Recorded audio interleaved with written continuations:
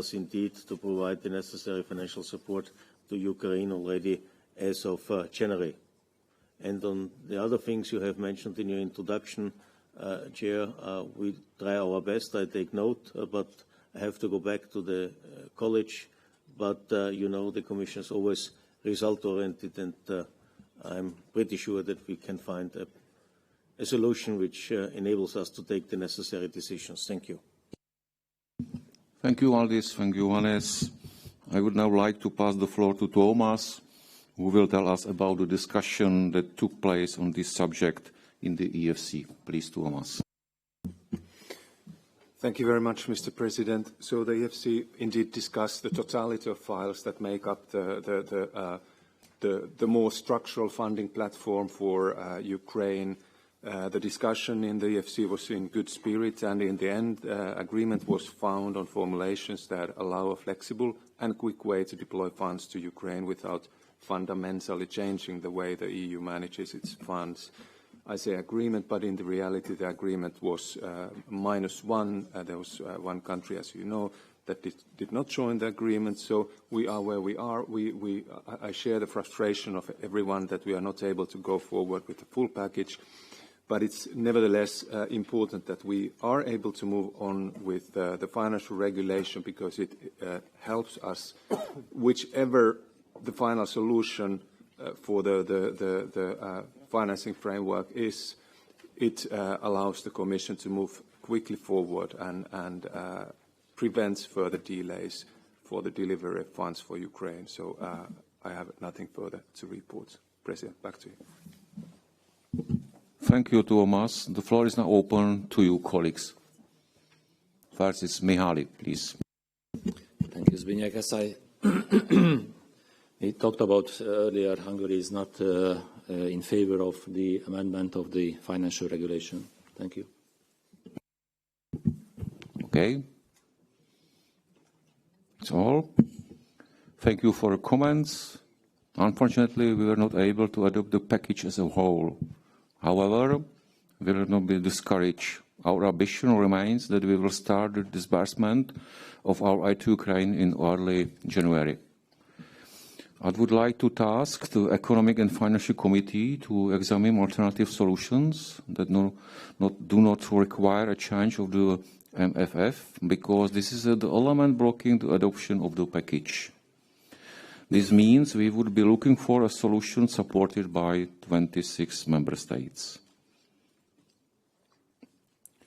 I think we agree that the change of the financial regulation has to be aimed for the whatever EU solution we will find to support Ukraine. Do we have a qualified majority to adopt this part of the package now?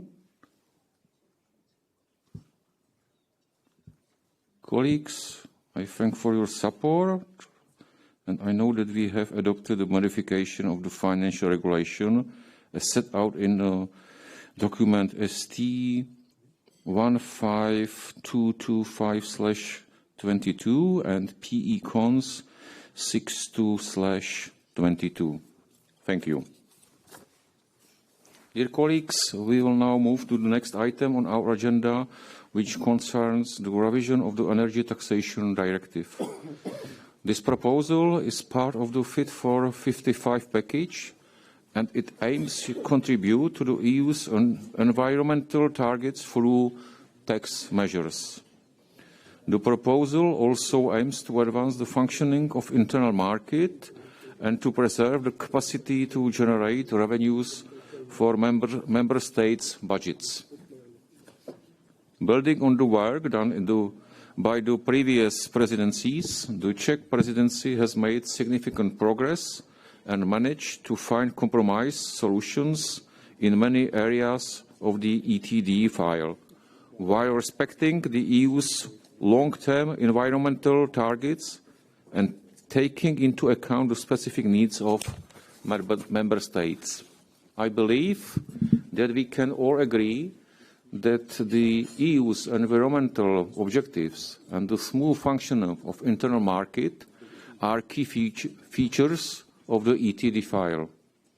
At the same time, we are facing energy market disruptions, and we have to recognize their impact on the negotiation of this file. Taking into account the comments made by many of you, the Presidency has suggested certain flexibility for Member States in the directive. I believe that the negotiations on the ETD should continue because when the directive is adopted, it will offer useful solutions. For example, the ETD can promote the transition to renewable fuels and contribute to EU's energy security.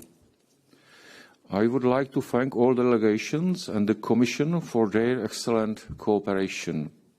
The Czech Presidency is of the opinion that this is a good moment to ask the ministers for political guidance for further work on this file in order to reach a final agreement as soon as possible. The progress made under the Czech Presidency is reflected in document ST 14736/22, which also contains 2 questions for the ministers.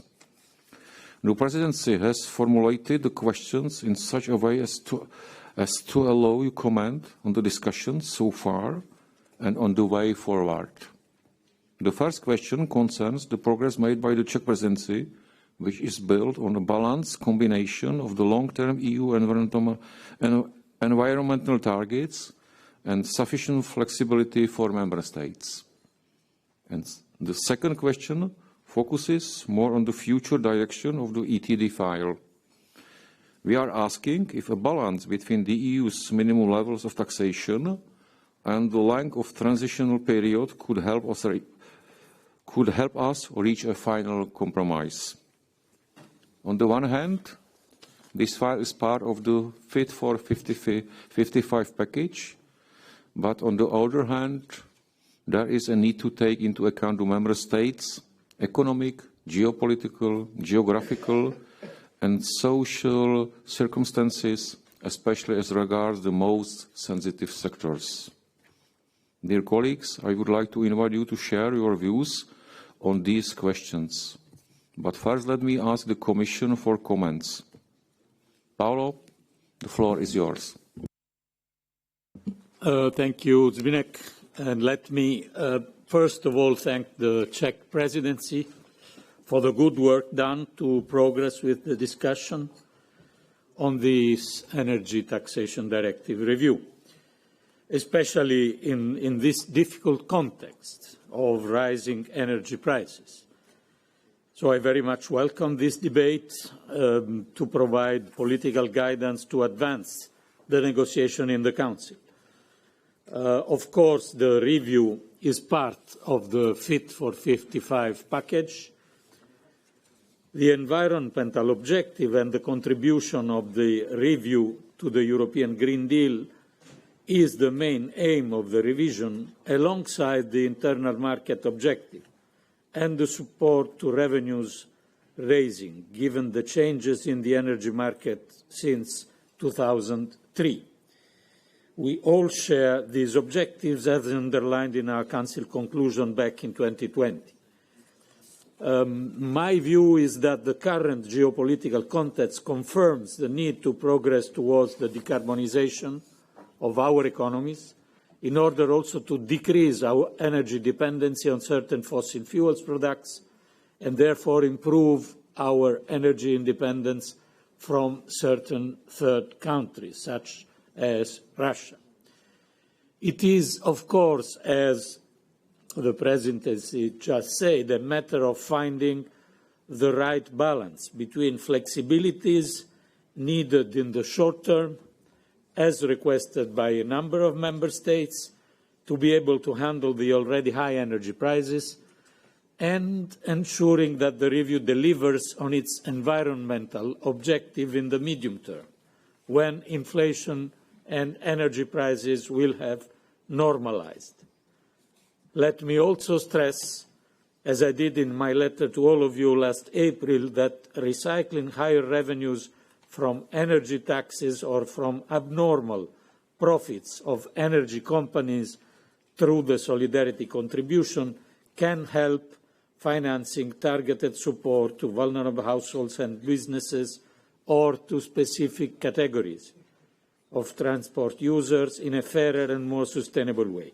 So the Commission will continue to work with the Member States and the rotating presidency, again thanking the Czech presidency for the progress made in these months. Thank you, Zbigniew. Thank you, Paolo. I would now like to open the floor to delegations.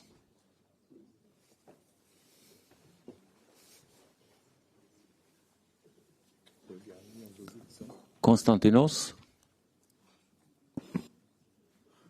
Thank you, Chair.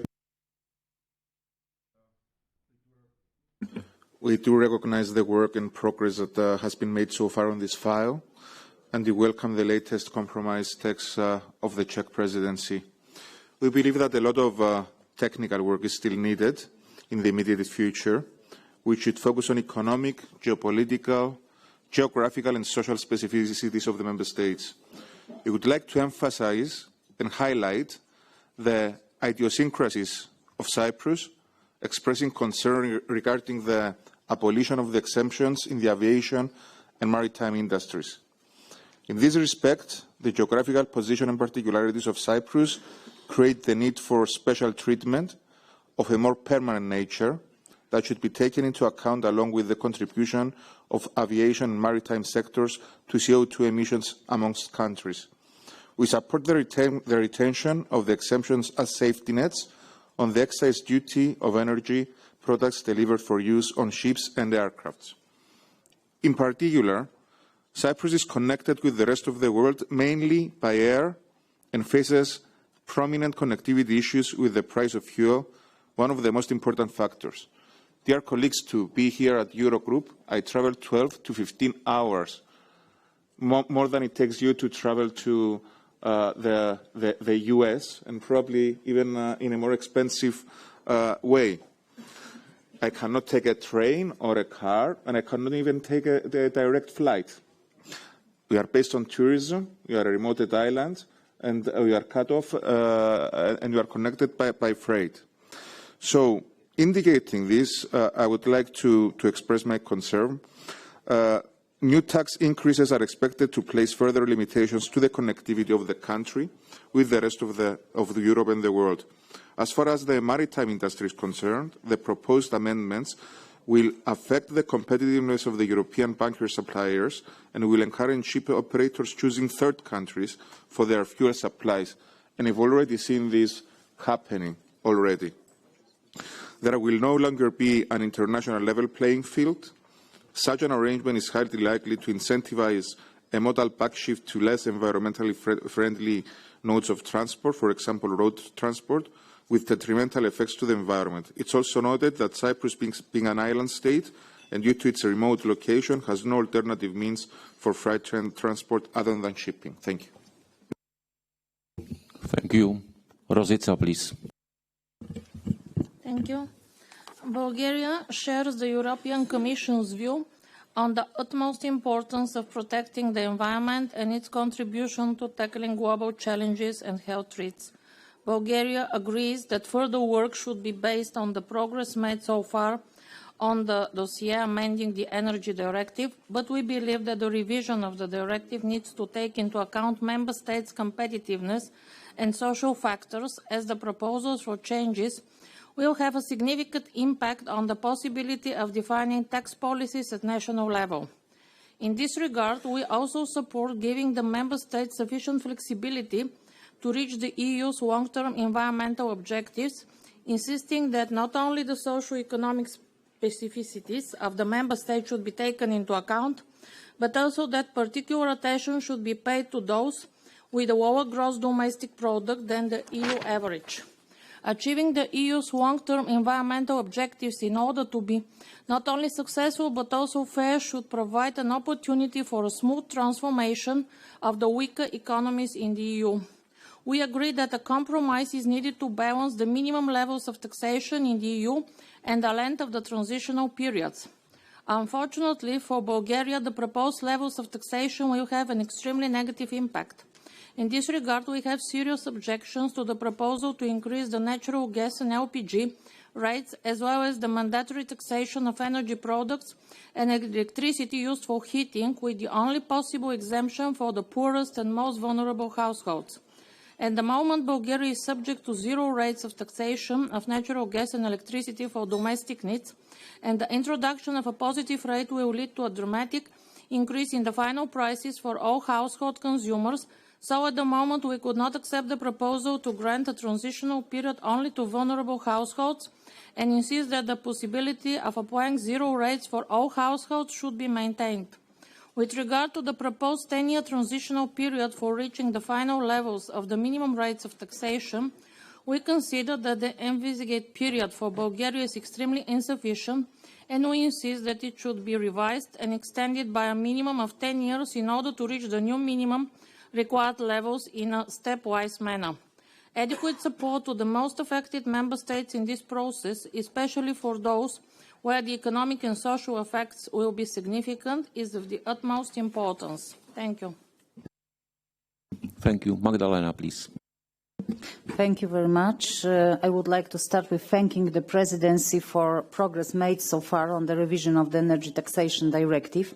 In our opinion, the recent compromise presented by the Presidency is well balanced and goes in the right direction. It enables us to achieve climate goals and ensure flexibility for Member States in certain sensitive areas.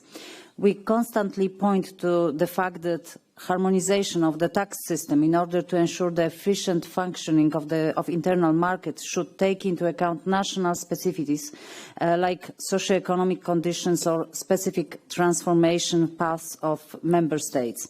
It is more important in the context of the current energy crisis. Therefore, it is important that in the initial phase of the transformation, the minimum levels of taxation of energy products remain at the current EU levels, as setting excessively high minimum tax rates for fossil fuels will be a disproportionate burden for less wealthy member states. And we need to ensure more favourable taxation of natural gas and LPG. Also, appropriate transition periods will be very important. In this regard, the provisions of the directive should take into account energy capacity of one and each member state, including specific energy sources in their energy mix. As for the scope of the directive, solutions should not impose additional burdens on entities currently covered or to be such in the future by the EU ETS. With rising prices of emission allowances, this may cause an excessive financial burden on consumers and aggravate negative trends in the EU energy market and industry. Thank you very much. Thank you. Nadia, please. Thank you very much. 3 points from my side. First, to stress that indeed Spain is fully aligned with the environmental objectives pursued under the Fit for 55 package, and we assess very positively the work and the progress made under your presidency, so we want to thank you for the efforts made.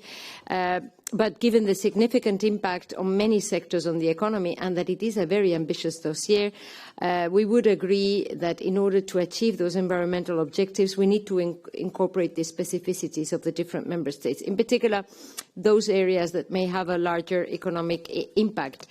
That would be my second point. I would endorse this or support the idea of having a transitional regime to adapt the specificities that already exist, that we need to take care of exclusions or tax benefits that may exist, for example, in the areas of agriculture, fisheries, ceramics, specific sectors.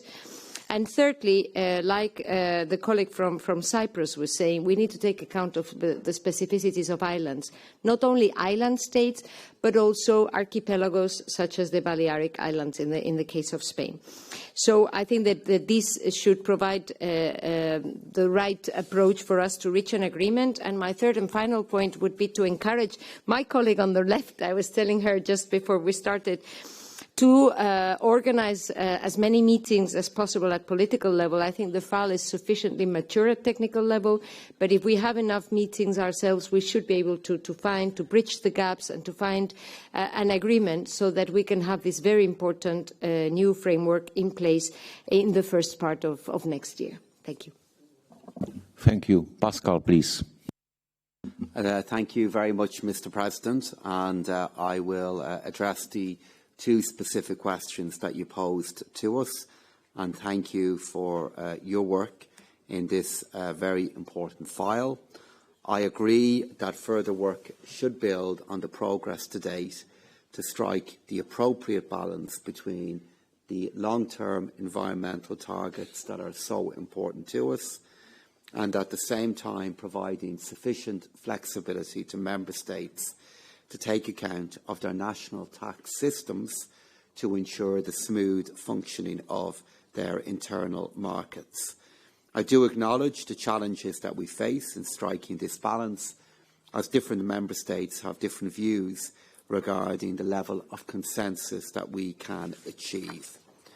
In relation to your second question and the nature of our future work, Ireland continues to be very supportive of the increasing focus at EU level on climate action, and energy taxation plays an important role in contributing to climate action, and that I agree that an appropriate balance between EU minimum levels of taxation and the length of transitional periods to accommodate the various needs of Member States is important if we wish to progress this file.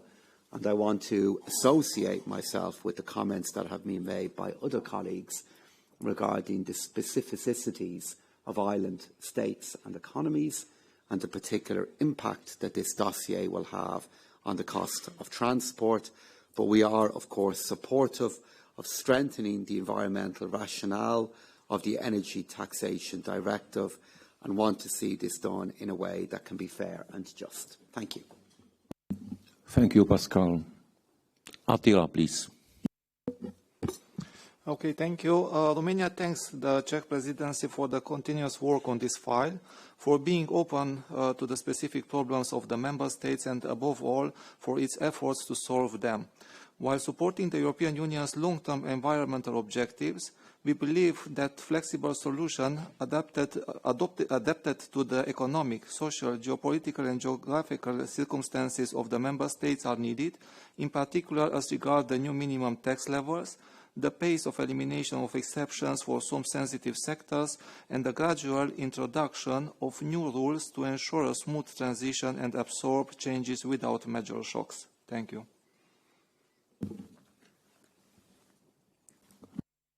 Thank you. Irena, please. Thank you, Chair, and apologies of the State Secretary who needed to step out because of the EFC meeting, but I'll read out what he intended to say.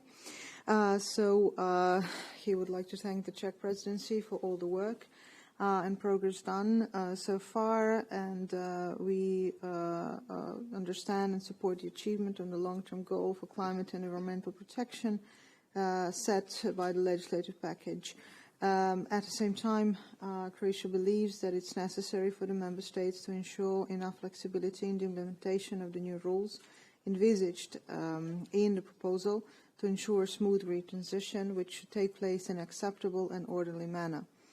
In this regard, we are of the opinion that economic, geographical and social specificities of the Member States should be considered. When it comes to the issue of flexibility, we welcome the decision to introduce transitional period for natural gas and liquefied petrol gas in order to reach proposed minimum tax rates. At the same time, we believe that further discussion on tax rates should be held as well. So we can support the approach taken and progress so far, but we think that the file merits further discussion. Thank you. Thank you. Elizabeth, please. Thank you, Zbigniew.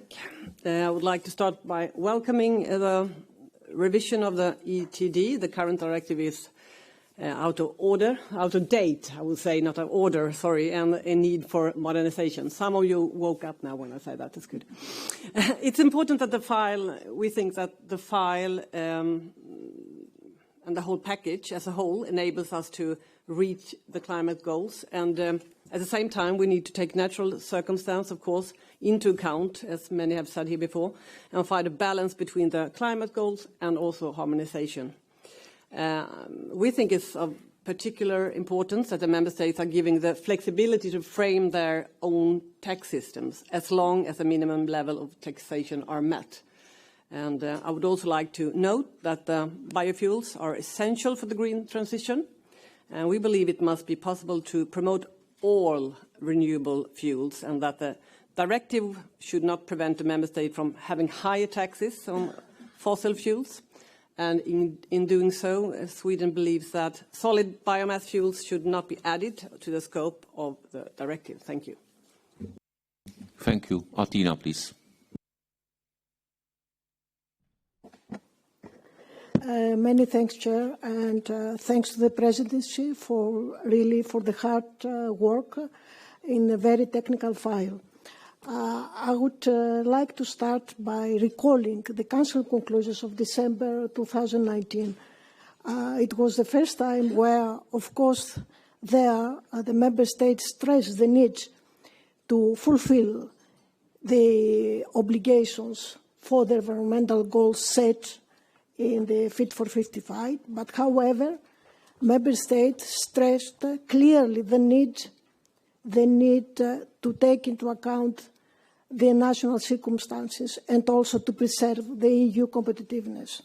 So, in the light of this, I would recognize, and I'm happy for this, for the Presidency, for the flexibility given in the compromise text. It helps the Member States to really to work further in this set technical file. On our side, of course, this flexibility is most welcome. However, we think that we have to work more, and for some sensitive sectors, Cyprus and other colleagues, they stated all of these sectors, the aviation, the shipping industry, all of these sectors are very sensitive. So all these sectors, they have to be taken into account. As said, the Presidency really worked towards this direction. For example, we are of the view that the suggested balance between the EU minima and the length of transitional periods, they move to the right direction. We have to recognize that. However, the nature of some geographical and geopolitical particularities in many member states calls for more permanent solutions. The Presidency suggested transitional periods, but in our side, we strongly believe that we need to work more towards permanent solutions. Specifically, I could mention here the immense coastline and the particular insular nature of Greece, and the connectivity issues that we had. The colleagues, many colleagues, they stated that. All these geographical conditions are reflected in many sectors, for example, in the fisheries as well, which is very important for us. And the fact that Greece is neighboring third countries remind us of the competitive issues that they will arise through this proposal. Greece is located at the external borders of the EU, which point out to the, as said, to the geopolitical dimension and the sensitiveness of this proposal. This means coping every day with the migration flows, and also we have to deal with severe security matters for the protection of the EU borders. In this context, we have to add and to stress that we have additional national security and defense reasons, which in any case should have been taken into account in this proposal. And how we accommodate all this? We accommodate with further technical work, with putting on the table and discussing further the possibilities to have specific targeted exemptions or derogation even in the aviation and maritime sector. The Cyprus stated clearly that in the intervention. We should examine that without any fear. All these exemptions won't prevent the environmental goals and the need to put it in the broader context of the Fit for 55 as it is. So, because as said, we have the political guidance, we have the Council conclusions, and that's, I'm reiterating again, to remember what we said there. So in order to have a good and fruitful work in the next presidency, we must put on the table all solutions. We must not be afraid of permanent solutions for specific, targeted, and well-explained sectors that we need to take into account. We're looking forward for the cooperation with the next presidency. Many thanks. Thank you. Sigrid, please. Thank you very much. First of all, we'd like to thank you as on the agenda, and of course we also look forward to further progress on the ETD to be achieved during the Swedish presidency. We support an ambitious revision of the ETD because we really need to achieve the reduction target of 55% by 2030. Now, we're fully cognizant of the differences that exist between member states and have also been exemplified today by the examples given. But we're actually quite concerned that in our drive to achieve the climate goals and our willingness to include a number of exemptions, that the range of exemptions in the end will be greater actually than our ambition levels and targets and indicators when it comes to achieving the goals that we've set. From our perspective, we obviously need to consider all issues, even if they are sensitive to our current economic well-being, and we need to discuss ways in which we can achieve the change, and then discuss openly what that would take. In our situation, for instance, we would be favourable of considering a discussion on the taxation of kerosene used as an aviation fuel and higher minimum rates in the ETD, but obviously needing to give space and time for member states to adopt flexibility to choose their tax rates above the minimum rates to contribute to the transition. I don't think we should lose sight of the necessary transition pathways whilst we establish a discussion on exemptions. And that's really what we're looking for. Thank you. Thank you. Annika, please. Thank you. Finland is pleased that the presidency has actively promoted the reform of the Energy Taxation Directive, and progress has been reached in many important issues. Thank you for that. However, we share the opinion that there is still many issues that need further work. First of all, we highlight the importance of the promotion of the main objectives of the directive reform, such as environmental objectives, improving the functioning of the internal market and ensuring national tax revenues. After discussing these key issues, it is time to consider if any flexibilities are needed. Another thing to mention, wood. Wood is an important energy source for Finland. However, there are still many open questions related to its taxation, such as the definition of taxable fuel, how the sustainability of wood fuels will be dealt with in the Renewable Energy Directive, and in which direction the state aid rules will change. First, we need clarity about these issues before we can take a stand on taxation of wood in more detail. And just to say, I think, and in my personal capacity, I can say that we do not need any new initiatives in this field in the forest sector. In Finland, the role of forestry and forest policy and different EU initiatives have recently provoked a lot of discussion. I want to give you some context of this issue. 75% of Finland's surface area, 75% is covered in forests. And we have over 650,000 private forest owners. These questions are truly important in my country. Thank you. Bruno, please. Merci, Monsieur le Président. Je tiens à remercier la présidence tchèque pour les travaux entrepris sur cette directive énergie, et nous partageons la nécessité d'un débat sur les orientations politiques pour la suite. Le souhait d'une flexibilité accrue par rapport au texte de la Commission nous semble parfaitement compréhensible et nous le soutenons.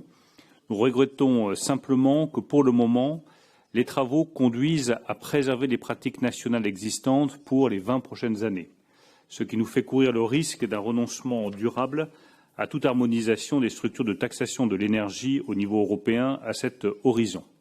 Nous devons donc arriver à concilier la flexibilité qui est nécessaire pour beaucoup d'États membres et les progrès réels sur le plan environnemental, ainsi que la résorption des distorsions de concurrence. Tout cela suppose une harmonisation à terme des structures de taxation nationale de l'énergie.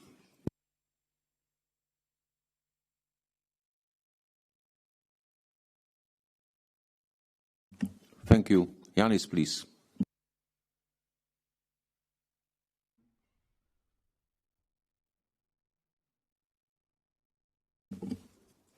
Vincent, please.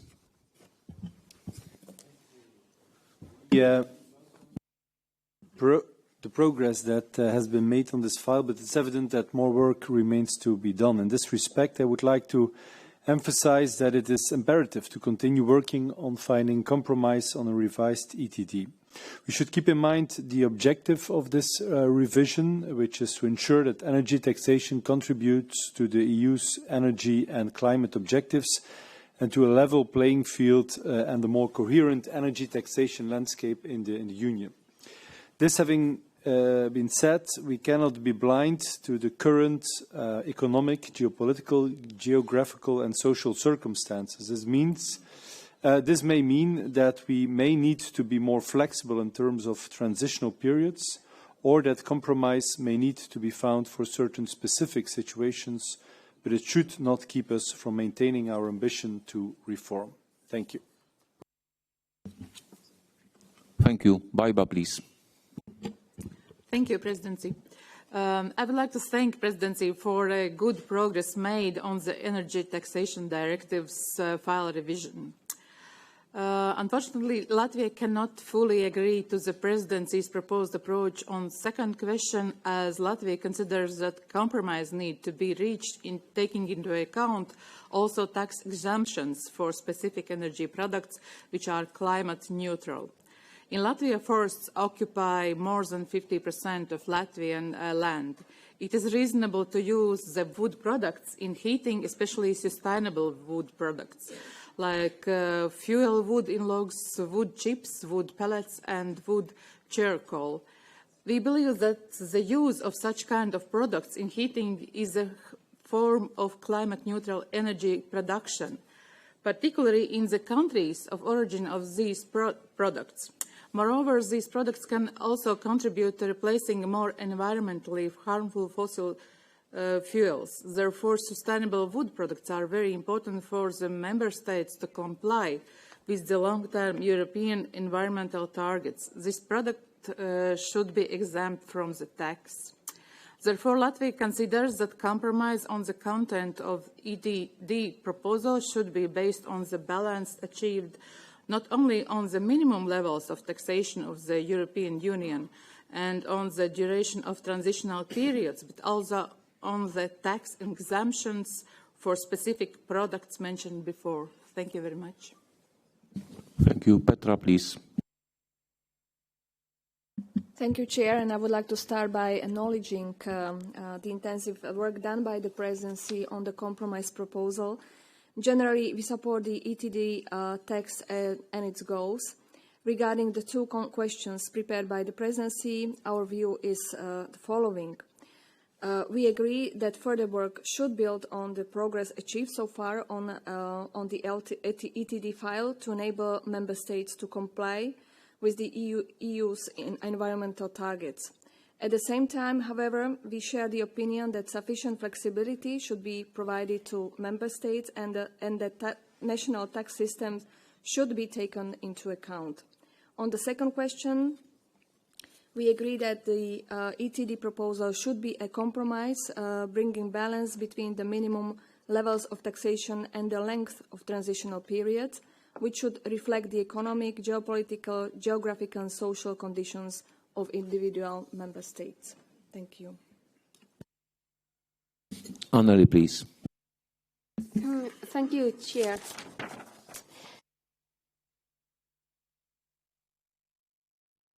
Excuse me? We have to keep in mind the reality of today. We support the revision of Energy Taxation Directive.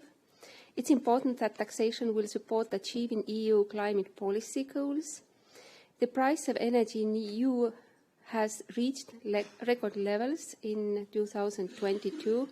We should be careful and ensure that we don't make the situation even worse for our people, for our companies. For example, the price of wood used for energetic purposes has tripled. The price for natural gas has increased even more. And as we have in Estonia also a huge part of mainland covered with forests, and thus makes important in contests of renewable energy production, taxation of wood fuels also for Estonia, as my colleague from Finland has said already. That affects both households and industry, hence the impact of excise burden on these important products has to be carefully considered. With regard to indexation, the current proposal no longer guarantees that excise rates would preserve their effort over time. We have to continue discussing this issue with our regional purpose in mind. In addition, we have to be mindful of other initiatives like ETC for buildings and road transport that also will have an impact on energy prices. While we understand a harmonized approach is needed, it's also important to provide member states with sufficient flexibility. We should only harmonize what needs to be harmonized. Member states should have full flexibility when taxing energy products above minimum. This is the most important principle that needs to be maintained. A compulsory ranking of energy products above minimum level works against that principle. At the same time, we should be ambitious and remove exemptions that do not help us dodge the EU climate goals. For example, commercial diesel should not be subsidized. Thank you. Thank you. Fernando, please. Thank you, Chair. I would like to welcome the progress that has been made and the work that is being on this directive. I want to express that the goals and that we agree with the goals and with the direction, general direction of the directive. Although we think that more work should be done, namely on tackling with particular circumstances of peripheral regions like Açores or Madeira that they don't get in a transitional period because their condition is permanent, and I think that more work should be done with complying with general goals of directive, finding solutions for the specificities that these types of regions have. Thank you. Mihaly, please. Thank you, Zbigniew. We share the view that achieving the climate goals is important, and we believe that the Energy Taxation Directive should take more part in delivering these goals than it takes now. However, Hungary also considers it extremely important to take into account the current economic and energy supply circumstances. Furthermore, from the very beginning, Hungary also emphasizes that the different circumstances of member states must be taken into account as well. We strongly agree that it is essential to ensure sufficient transition periods and adequate flexibility for member states, especially in the current geopolitical situation. Therefore, Hungary agrees with the objectives reflected in both questions of the Czech presidency, and we fully support the continuation of the work in this spirit. Thank you. Thank you. Yuriko, please.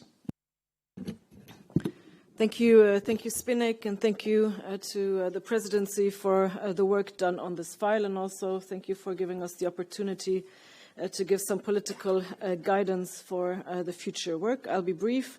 From our point of view, flexibility is, of course, very important, especially to help member states in times of crisis, and we are in an energy crisis now. but we should keep our focus also on our medium and long-term environmental targets. The objectives of the Green Deal and also the Fit for 55 package, of which this energy taxation directive is a very crucial element, are ambitious. But they are ambitious but necessary, and we should do our best to really uphold them as well. Thank you very much. Thank you, Rico. Clyde. Thank you, Chair. The current economic and political circumstances have created a higher need not only to ensure energy security, but also for governments to protect consumers from high energy prices. Better predictability of taxation and price stability is therefore necessary now more than ever before. To this effect, I cannot support the progress made on the indexation of the minimum rates. Such indexation should remain the prerogative of each member state, inasmuch as it is also possible for a member state to tax above the set minimum level in accordance with the national tax system. As an island at the periphery of the EU with no natural resources, Malta remains heavily dependent on the maritime and aviation industries for the movement of people and for the trading of goods and services. And as an insular island, we are highly reliant on transport services, whereby Maltese businesses incur disproportionately higher transport costs. A tax on fuel for aviation and maritime operations to and from Malta will not result in the use of alternative transport options because there are simply no cost-effective alternative options. No long enough transitional periods will change our remoteness and isolation from the mainland. In 10 years' time, we would still be an island at the periphery of Europe.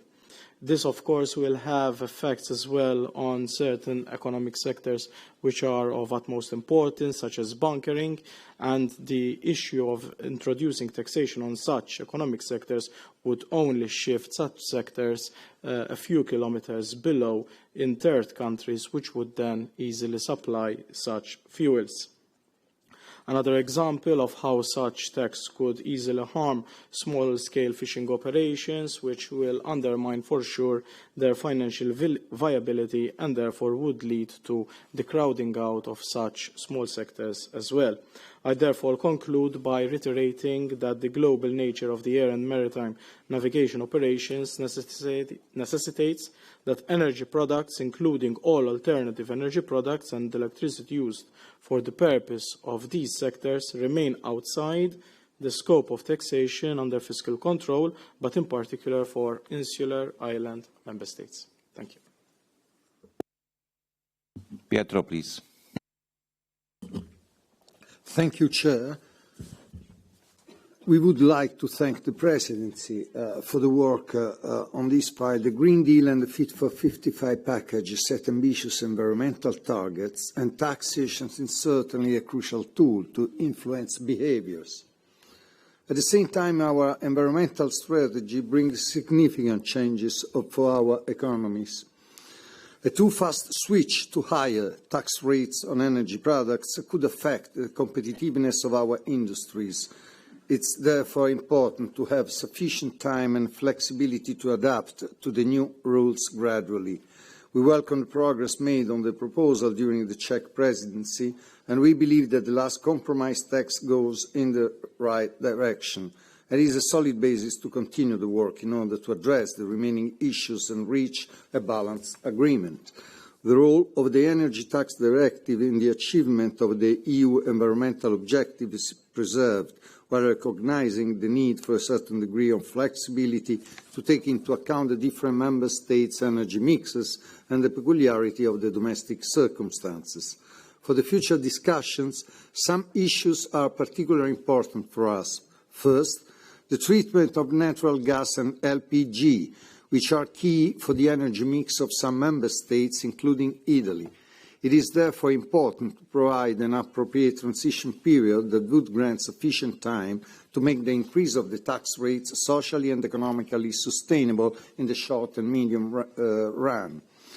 Same reasoning applies to the treatment of specific kinds of biofuels that promote decarbonization, yet in the short run. I would like to mention in particular sustainable biofuels from food and feed crops that should benefit from a favourable treatment during a transitional period, biofuels that could be used in their pure form without being mixed with fossil fuels, for example, hydro-treated vegetable oil that should be treated at least as much favourably as advanced biofuels. A second particularly important issue is that to safeguard the competitiveness of our business, it is important to keep, at least for a transitional period, the possibility to distinguish the tax rates applied for business and non-business purposes. The last compromise goes in the right direction as regards electricity and natural gas for heating purposes. The same reasoning is relevant for road transport, where some member states apply a specific rate to gas oil used for commercial purposes.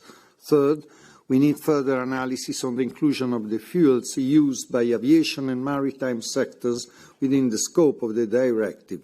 The rationale behind their taxation is understandable. However, especially for maritime and fishery, a transitional period seems reasonable, also taking into account possible distortion of competition to the benefit of non-EU operators that can derive from the taxation of such products. Thank you. Thank you. Arnoldas. Thank you, Mr. Chairman, and I join those thanking you for the progress achieved on this complex and sensitive dossier. In our view, the compromise proposal is more balanced and moves in the right direction, in particular considering the current energy crisis and the geopolitical situation. In order to achieve the EU's long-term environmental goals and smooth transition into a climate-neutral economy, Member States, we believe, should be given sufficient flexibility, which would take into account the specifics of national tax systems and energy mixes, as well as the economic, geopolitical, geographic and social circumstances of each country. We also believe that there is a need to address the steep increase of minimum rates and reconfirm the importance of reasonable transitional arrangements, especially in relation to natural gas. We, like many, do view the natural gas as a transitional fuel, which would help us to switch from most polluting fossil fuels and achieve decarbonization goals. It is also important to continue the debate on incentives not only for advanced sustainable, but also for sustainable biofuels and biogas, as disproportionately high excise duties on such products would run counter to climate change mitigation policies and the promotion of renewable fuels.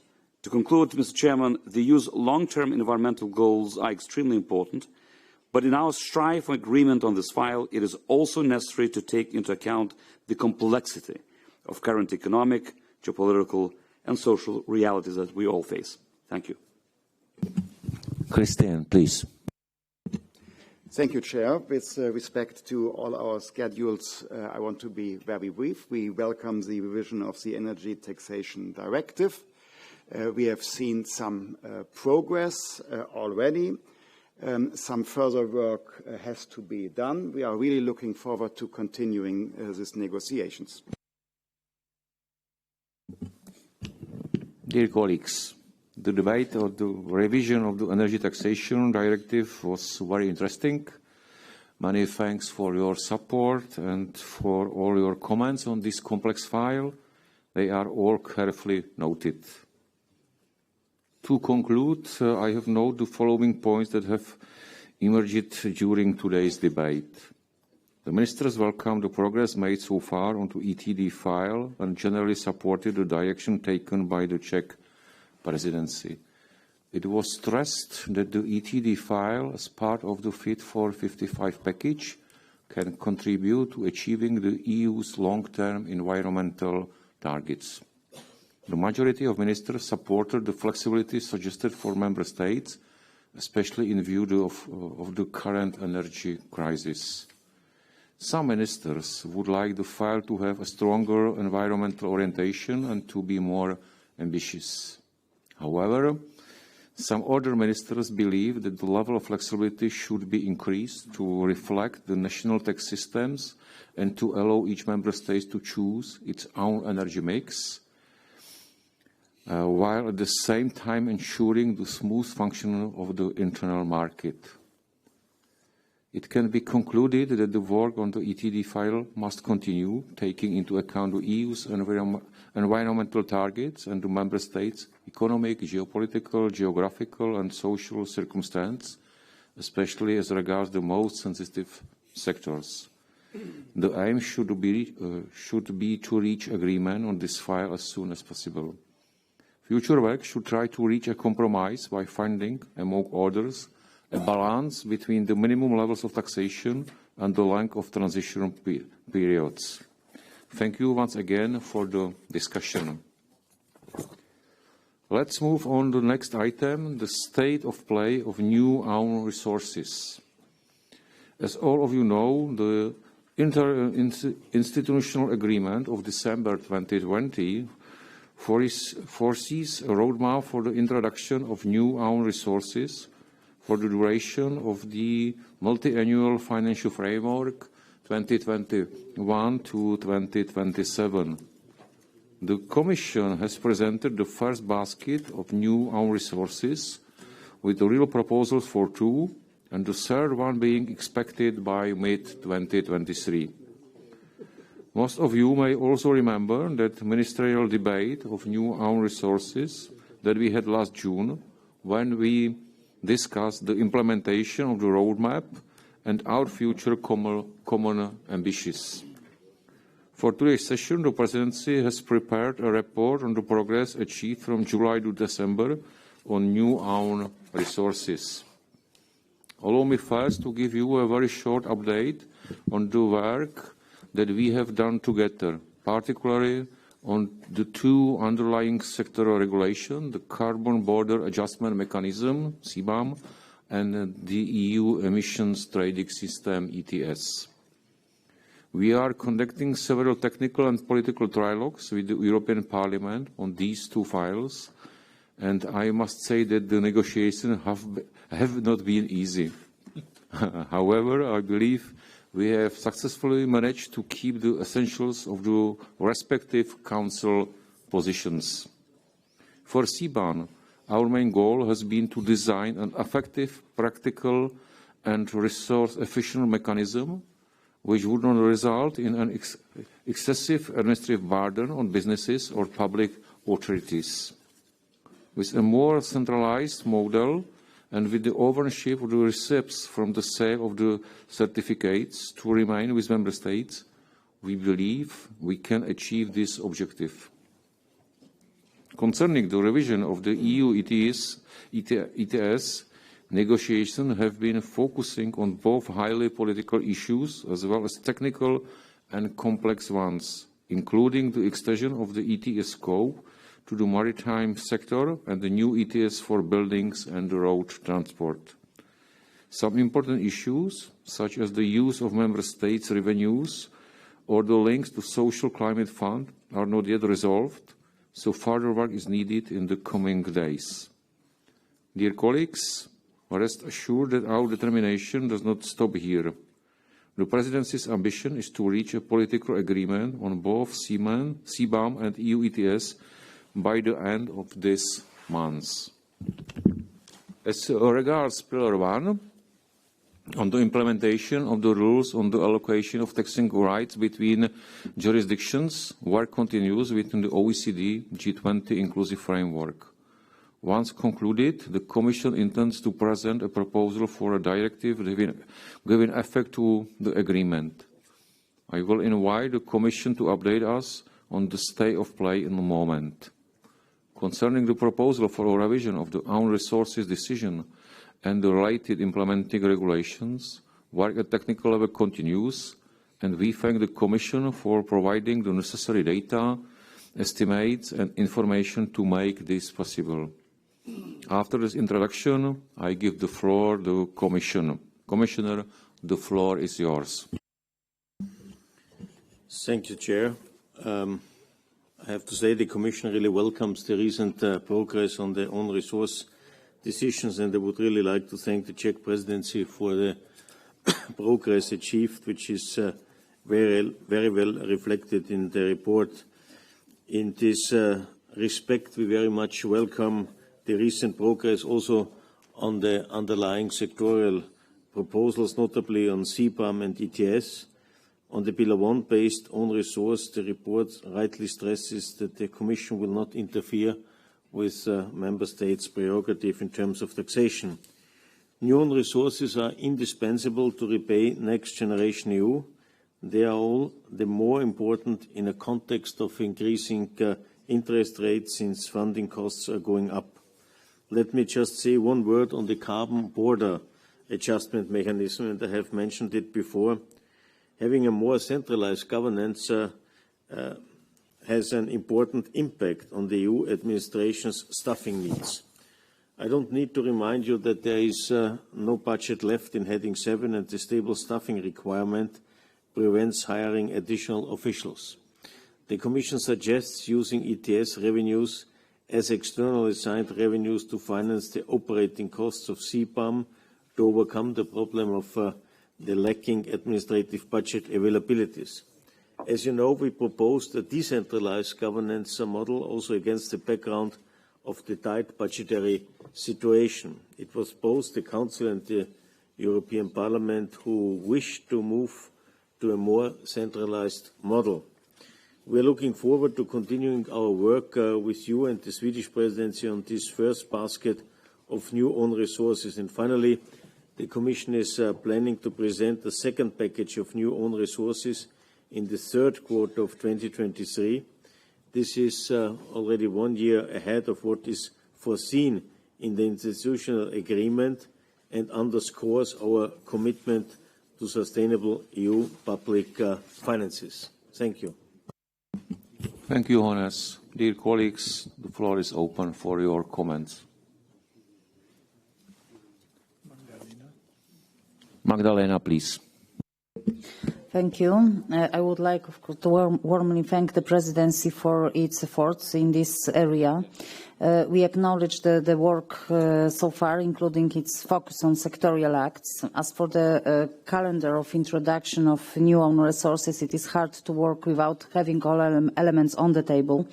We are looking forward to the conclusion of works on the sectorial acts. Only then we can progress with the negotiations on the own resources. As the second basket of proposal is foreseen for the third quarter 2023, the Council might consider combining two baskets, so we will have a full picture of potential new own resources and a single ratification process. We consider the first basket of own resources as unbalanced and inconsistent with the provisions of the Protocol 28 to the treaty, as it overburdens the poorest member states. Especially this is the case for the ETS-based own resource. We reiterate that the transfer of proceeds from the sale of ETS allowances to the EU budget poses a threat to the achievement of EU's climate goals. These revenues should remain in the national budgets, where they will be used for achieving climate goals in the most effective way. Poland cannot accept the proposal in its current form. We look forward to the second basket in 2023, and we hope that it will be more balanced and fairer than the first one. Thank you. Thank you. Fernando, please. Okay. Anneli, please. Okay. Thank you. I can conclude that the Council has taken note of the progress on the new own resources achieved during the Czech presidency. We can now move to the AOB on the current financial services legislative proposal, still in public session. You have received a document that provides a detailed overview of the state of play. On the review of the European Long-Term Investment Fund Regulation, LTIF, provisional agreement between the European Parliament and the Council was reached on the 19th of October. The file is about to be finalized, and I thank Member States and the European Parliament for their flexibility in this last stage of the process. The trialogues continue on the European Green Bonds Regulation. 3 trialogues have already taken place, and 1 more is planned on the 14th of December. In parallel, technical work on the file continues. We are counting on a constructive spirit of the Parliament and Member States, and we believe that it is possible to reach a political agreement on this important file by the end of the year.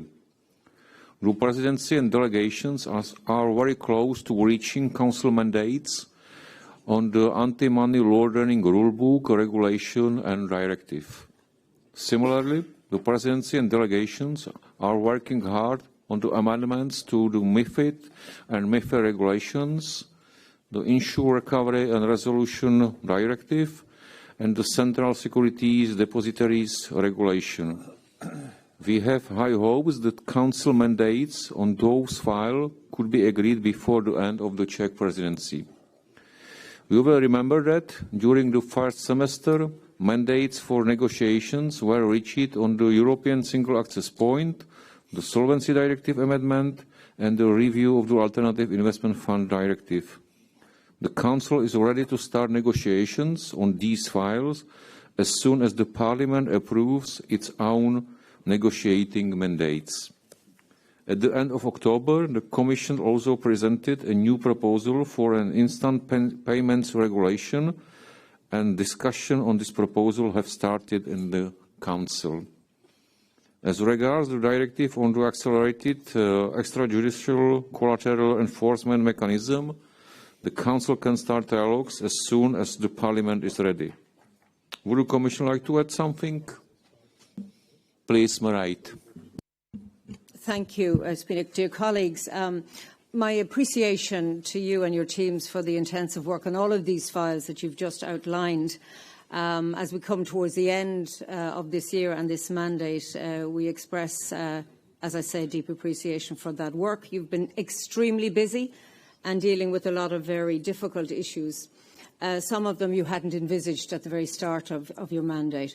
If I move first to the energy market proposal, I think here it's very welcome that the co-legislators have given quick approval to the two proposed delegated regulations we presented on October the 18th on clearing thresholds and temporary emergency measures on collateral requirements.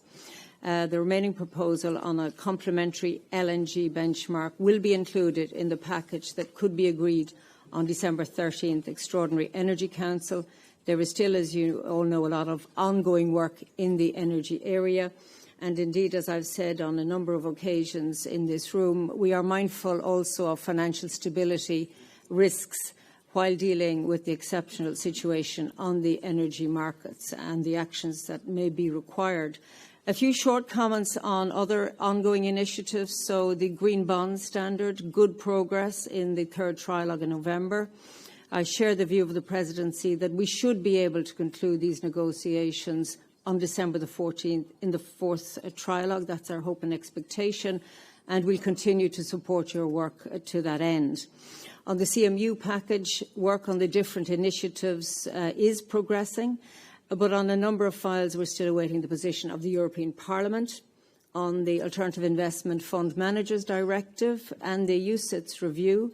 I understand that Parliament is getting closer to reaching an agreement on its final position. A vote in Econ early in January would allow for a quick start to the trilogue negotiations under the Swedish presidency. On the European Single Access Point, the Parliament's plenary vote is planned for the first quarter of next year, and of course trilogues should be able to start soon after. On the review of the market in financial instruments regulation, work on a general approach is progressing at a good pace. I know that there are some complex issues, so I want to thank you for your work on finding common ground and hope that the Council can reach a general approach in the coming weeks. On the reform of the Central Securities Depositories Regulation, again, much appreciation for the active work of the Presidency, and our hope is that a general approach can be reached shortly. The banking package, here we see the Council has adopted its general approach last month. We await the vote in Parliament.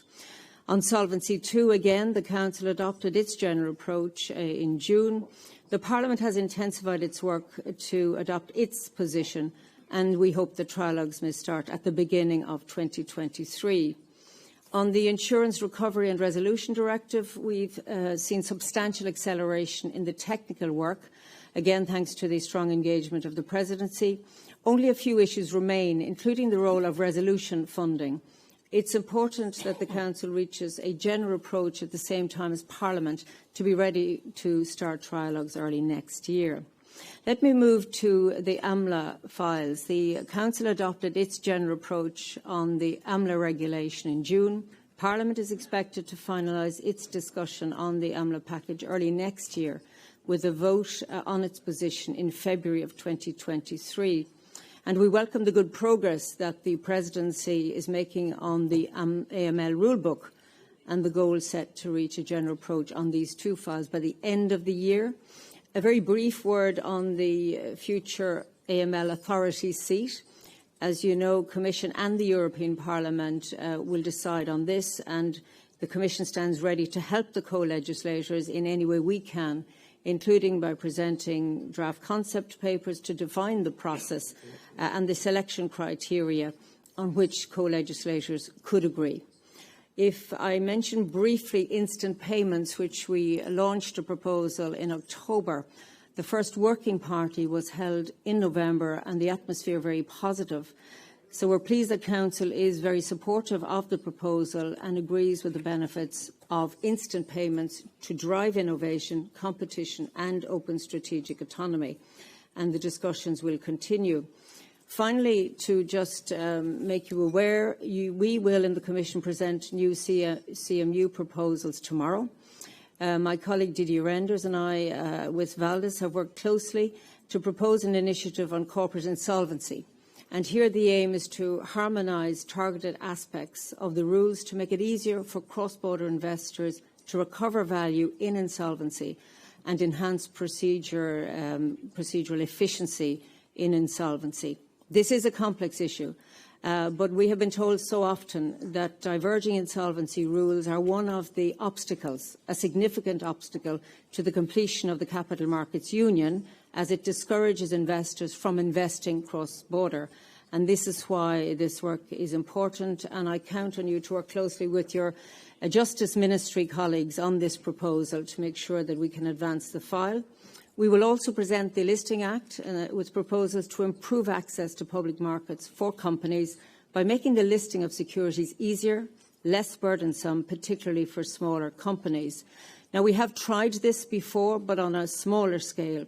And again, I trust you all to help us make sure that this time will be different and lead to a real reduction of administrative burden.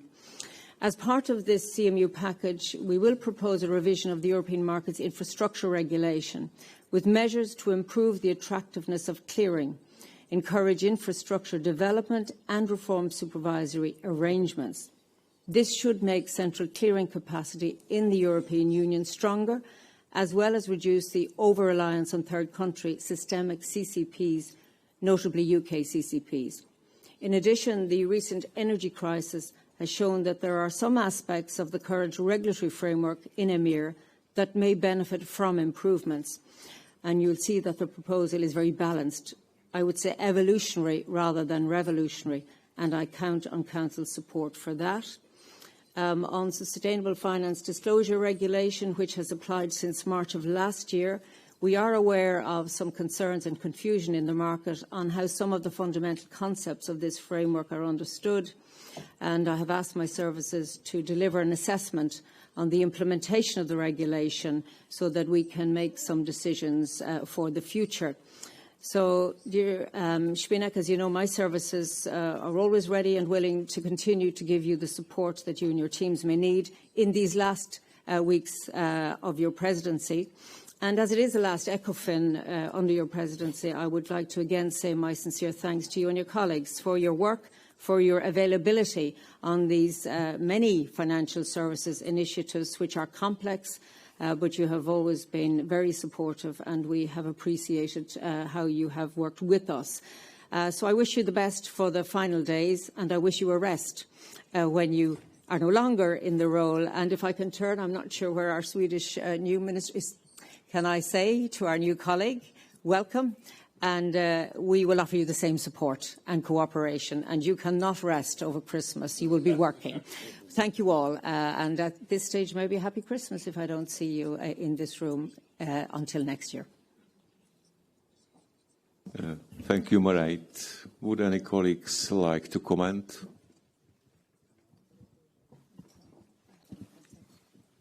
Emmanuel, please. Merci, Monsieur le Président. La commissaire a évoqué, Madame la commissaire a évoqué la question de l'anti-blanchiment et de la lutte contre le financement du terrorisme. Comme vous le savez, ça a été une des priorités de la présidence française de l'Union européenne et nous sommes très heureux des progrès qui ont été effectués sous votre présidence, Monsieur le Président, sur ce dossier. Je voulais profiter de cette occasion pour informer le Conseil de la candidature de Paris pour accueillir le siège de la future AMLA. Avec une implantation à Paris, la future AMLA pourra bénéficier de la proximité avec le groupe d'action financière internationale, le GAFI ou FATF en anglais, puisque son secrétariat permanent se trouve au sein des locaux de l'OCDE. Il est indéniable que les synergies entre les deux entités seront importantes pour la qualité et la cohérence des standards internationaux et européens en matière de lutte contre le blanchiment et le financement du terrorisme. Par ailleurs, la présence à Paris de l'autorité européenne des marchés financiers, de l'autorité bancaire européenne, dont le mandat pour l'heure couvre les questions de lutte contre le blanchiment et le financement du terrorisme, offrira des opportunités d'interaction intéressantes avec la future AMLA, puisque les sujets d'intérêt commun seront nombreux et que certains des experts LCB-FT au sein de l'ABE aujourd'hui seront amenés à rejoindre l'AMLA demain. Je voulais signaler également le fait qu'il semble souhaitable que la nouvelle autorité soit localisée dans un État membre exemplaire en matière de LCB-FT. Le GAFI a attribué cette année un niveau de notation rarement égalé à la France dans son rapport d'évaluation. Et enfin, la proximité géographique avec Bruxelles, la qualité des connexions de transport avec l'ensemble de l'Europe sont des atouts essentiels permettant d'assurer un travail efficace avec la Commission européenne et facilitant la venue des représentants des superviseurs des cellules de renseignement financier des 26 autres États membres. Voilà, je voulais vous donner cette information. Je vous remercie, Monsieur le Président. Thank you. Nadia, please.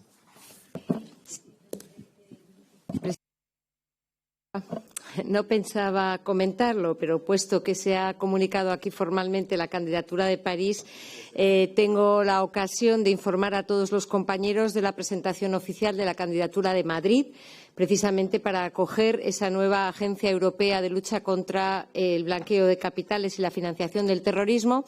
No tengo que transmitir aquí todos los detalles que hacen que Madrid sea una candidatura ideal desde el punto de vista de los más altos estándares. Tengo aquí la lista de la calificación de España por parte de todas las agencias europeas e internacionales en términos de lucha contra el blanqueo de capitales y, por supuesto, la oferta podrá compensar cualquier posible ventaja por el establecimiento de la nueva agencia allí donde ya haya supervisores o reguladores europeos.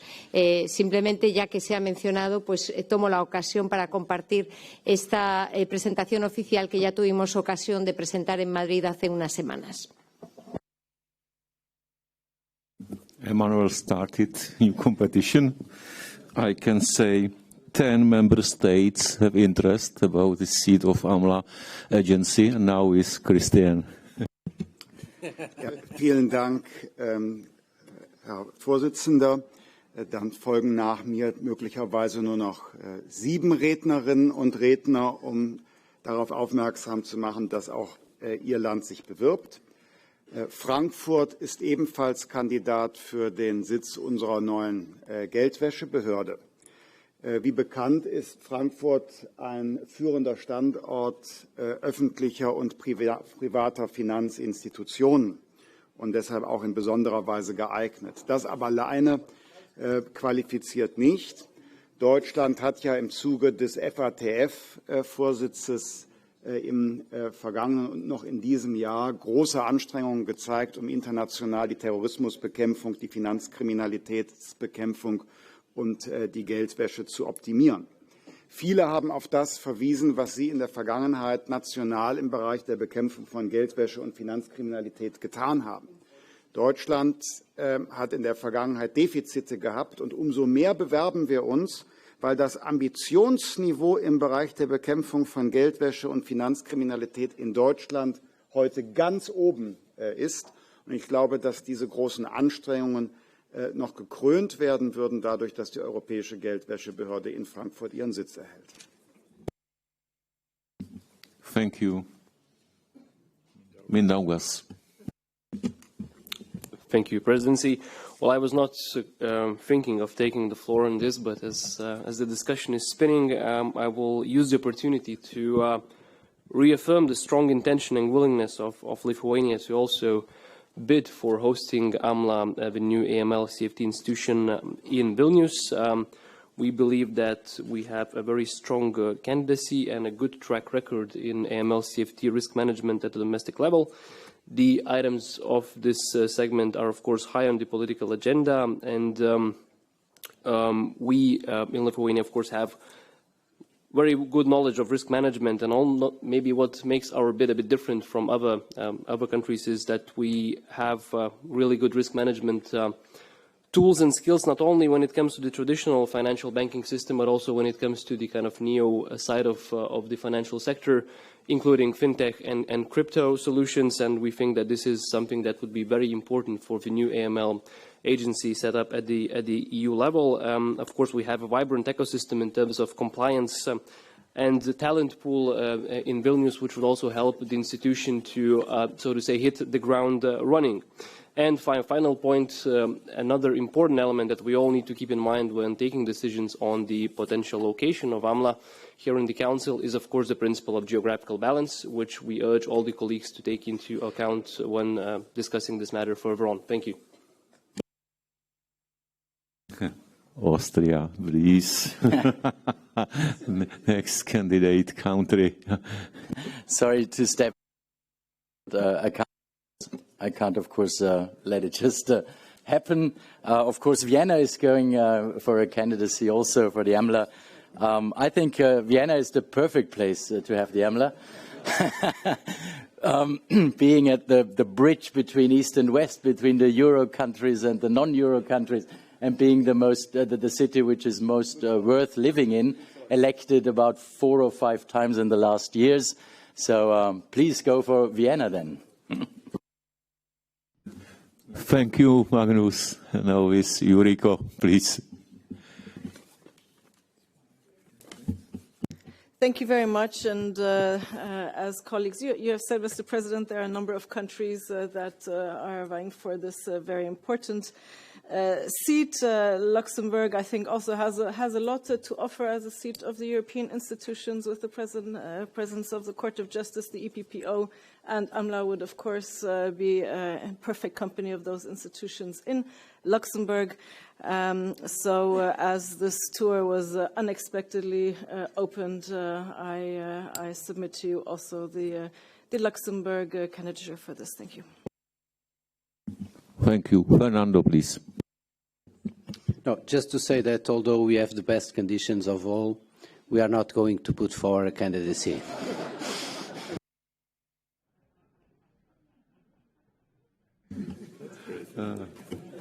Thank you for your comments. This also concludes our public session. I will now ask the Council Secretariat to end the broadcast. Thank you.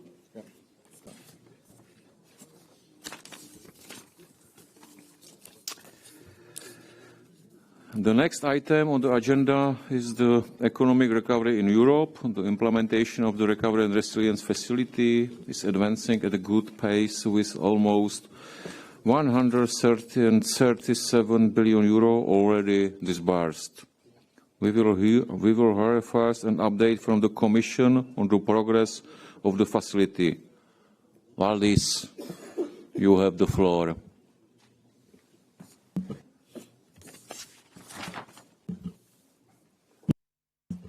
Thank you, Zbigniew. Dear colleagues, so let me debrief you on the progress with the RRF implementation. As you know, let me start with legislative negotiations on Repower EU chapters. As you know, 3 political trialogues took place over the past few weeks. We are making good progress, and allow me to take this opportunity to thank the Czech presidency for your work and support. Nevertheless, several points remain to be agreed, and it is essential that we find an agreement hopefully next week in Strasbourg. So let me elaborate on 3 important issues. First,